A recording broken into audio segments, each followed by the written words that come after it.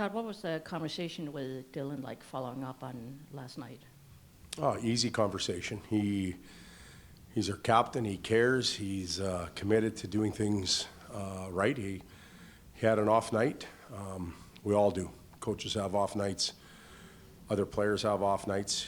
He'll be ready to play, and we're excited about watching him do that. Any lineup changes? Oh, we're contemplating it, but we're obviously limited. We've got the injuries, so we have Sheldon that we think we could put in if we so choose.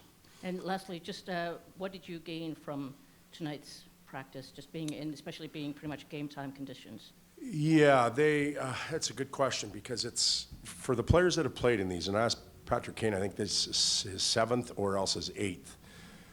He has a pretty good idea of what to expect as far as conditions, starting with ice, boards, kind of the spatial awareness. It doesn't feel the same when you're on the ice surface as it does in a building.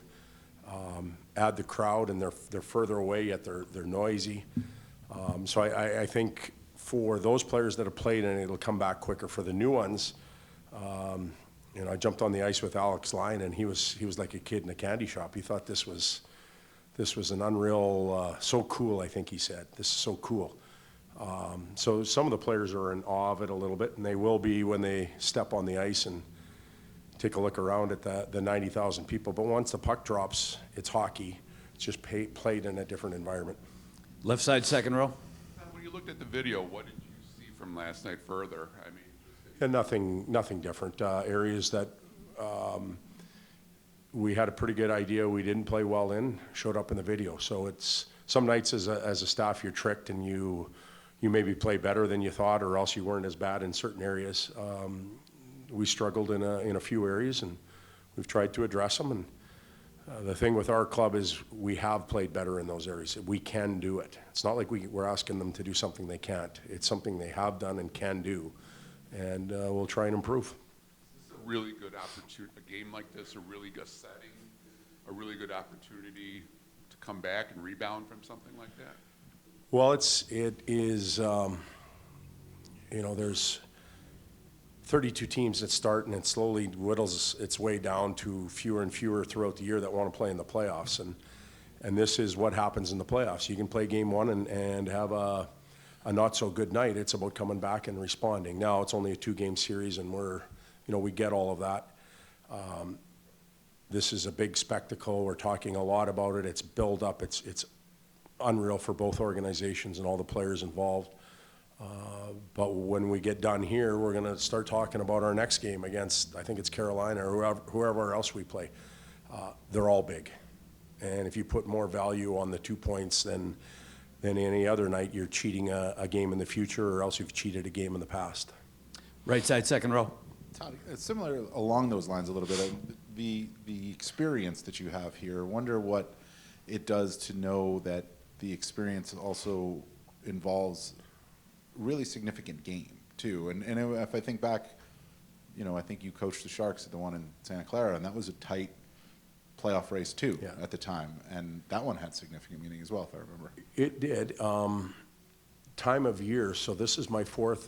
The Santa Clara one, I think we lost to LA 2-1 that night, if I remember correctly. It was a really good game, but we were battling for position or for playoff standings. Winnipeg, Edmonton, real early in the year. So not so significant, but rivalry and that type of stuff. Colorado, LA, in Colorado Springs, teams were at a different point of evolution. So every team is on its path, and the game means something to them, whether it's experience, whether it's playoff points. This is significant for both teams in playoffs. It's a great reward for Columbus and the city and the state. They've been an unreal franchise for many years now, 25 years, and to host this type of game and do the job they've done is a really good thing for them. And then individually, the players will take memories from here, win, lose, draw, whatever it might be, and they'll share them with their friends and their family for years. It's a different game. So it's significant in so many different ways. Left side, front row. Yeah, Todd, you were practicing close to the time you'll play tomorrow, I wonder what your observations were about ice conditions, visibility, the lighting. It's supposed to be similar to what it was. Yeah, there weren't any issues as far as that goes. I thought the ice was in good shape. The NHL always does a pretty good job with these. There can be hiccups, of course, but there's hiccups in buildings. The lighting and the sun and glare and all that type of stuff wasn't significant. By the time we really got going, it was past dusk and dark. The wind was interesting. I hope we're the team with the wind at our back for 2 periods. Now, it can benefit you going on offense, and it can hurt you coming back. So, I guess it's like football. Do you want it in the first quarter, second quarter, whatever? But it was significant. At least it was for me, and I don't move too fast, so I think it was blowing me the other way. Right side, last row. Todd, for you guys to also have the opportunity to have a family and friends out there to skate on the ice after, how can moments like that bring the team closer together? Special. That's special. The generations that are out there. I met Mr. Kane and obviously Patty and Patty's wife, and then he's got his little guy out there. That's 3 generations of hockey. The little one's trying to learn how to skate and just stand up. Patty's going to the Hall of Fame, and his dad probably, as a hockey parent, his dad and his mom, as hockey parents, gave him everything he needed. So that's really special. And then they all come together on the road, skate, share that moment. I think it does wonders. I personally took time to go around and meet the wives or the girlfriends. I haven't had a chance to do that anywhere. So that allowed me to put some names to faces. That's just my personal experience with it. And everybody has, again, a story to tell tonight. They're going to phone somebody tonight and say it was so cool because. And that's how it should be. They should have their own chapters. Anything else? Thanks a lot, Todd. Okay.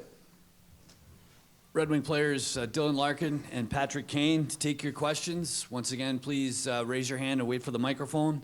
And if you would, please direct your questions to one of the 2 players. We'll start left side, front row. Dylan, can you just address the comments Todd made yesterday? Yeah, I understand why he said it, and probably would have said it myself if I spoke to you guys after the game and wasn't happy.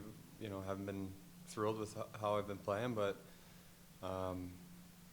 the team's been winning, and we've been playing well and going through some stuff right now to feel 100%, and I think I'll be there, but I understand why he said it, and I think I hold myself to a high standard, and I wasn't happy with myself after that game. Thanks, and just touch on what it was like stepping on the ice tonight and the whole experience of the practice. Yeah, it was great.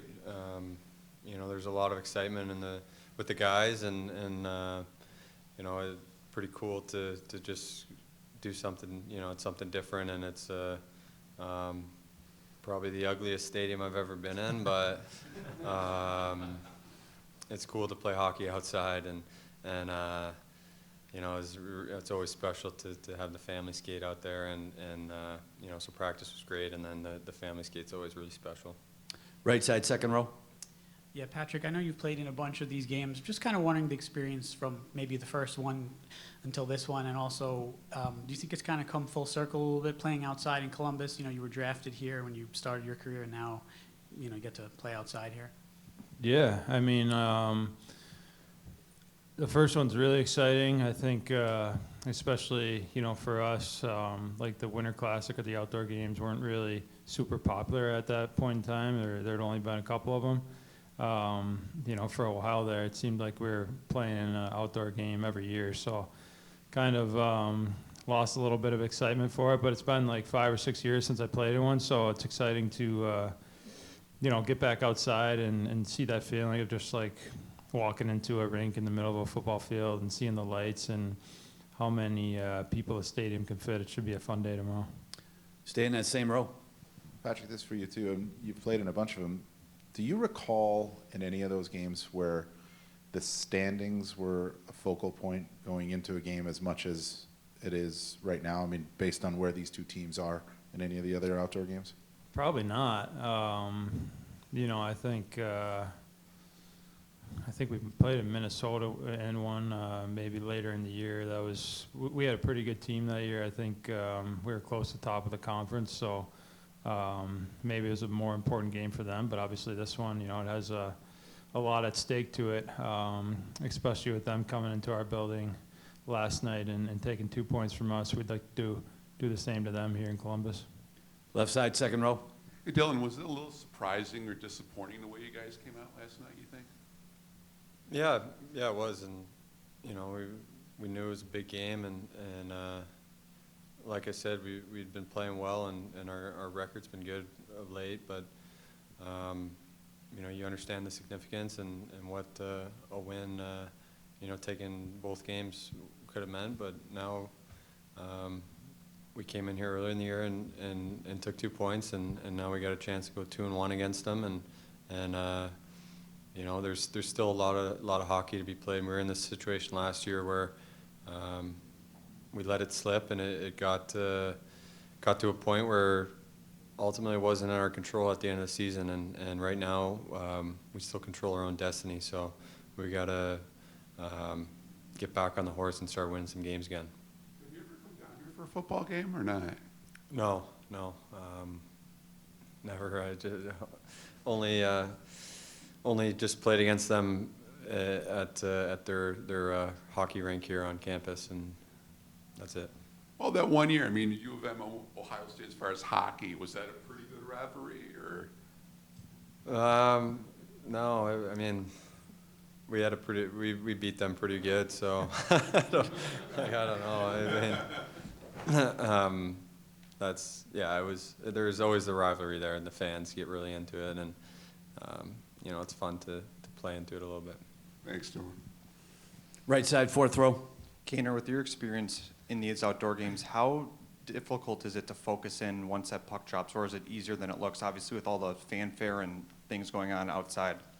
Yeah, I mean, I think today was maybe more of a day where you can just kind of sit back a little bit and enjoy it, whether it's, seeing the atmosphere for the first time or, practicing and being on the ice, and then, obviously being with your family after is pretty special as well. So, today was more of a day to enjoy it, and then, obviously you want to take it all in tomorrow as well. But I think once you start playing hockey and the puck drops, you know that it's a game. It's an important game at stake too.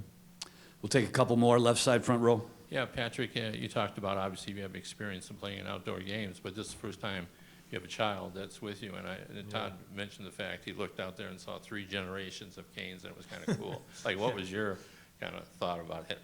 Now all of a sudden you got a son that you're passing along. Yeah, no, it's cool. I mean, I remember the first time I took him on the ice and skated with him. Everyone's like, watch bending over so much and picking him up. And I didn't really think anything of it. And then the next day, my lower back was kind of in one. So I kind of let Amanda do all the work today and just sit back and enjoy just being out there with, my parents and Amanda and Patrick and, my sisters as well. So I think that's a cool part about these events. It's an important game. It's a fun atmosphere.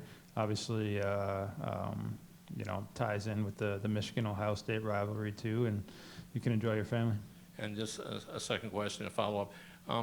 You are the reigning expert in outdoor, at least in this group here. What did you observe about the ice conditions, the lighting, tracking the puck?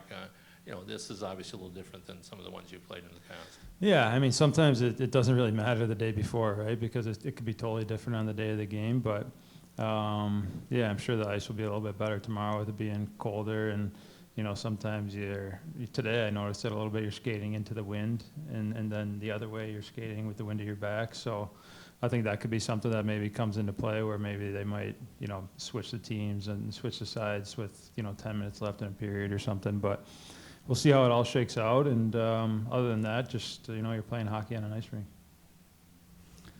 Last one, left side, third row. Dylan, admittedly, tongue-in-cheek here, but coming off Four Nations 1 week ago, now you're in a room with 7 Swedes. Does it feel like you've almost joined on that Three Crowns team as well, and how just odd to have so many folks from the same area? No, it doesn't. That was obviously a great experience, and it's been a whirlwind coming back, but it's honestly been great being back around the guys and back home, I guess, and we have a great group of guys, and it's pretty cool that we have a lot of young Swedes, and I'm sure they're excited to soak in their first outdoor game, and Gus has been around for a while. He's a great mentor for those young Swedes, so it doesn't feel like I'm on Team Sweden or anything. It feels like I'm back home with the Red Wings and where I love to play hockey. Thanks a lot, guys.